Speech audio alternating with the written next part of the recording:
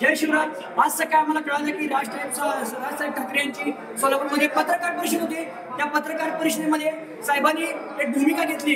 त्यामध्ये त्यांनी सांगितलं की मराठा समाजाच्या बांधवांची मुलांची डोकी बळकवली जाते।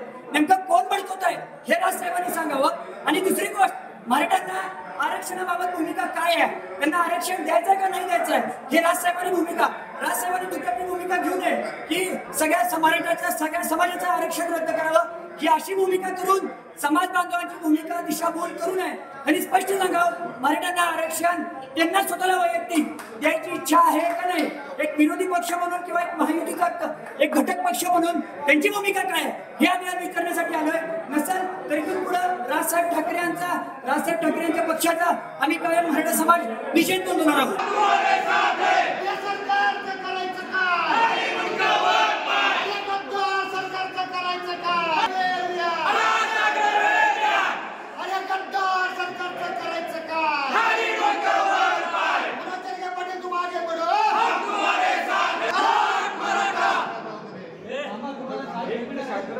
पुढे बोला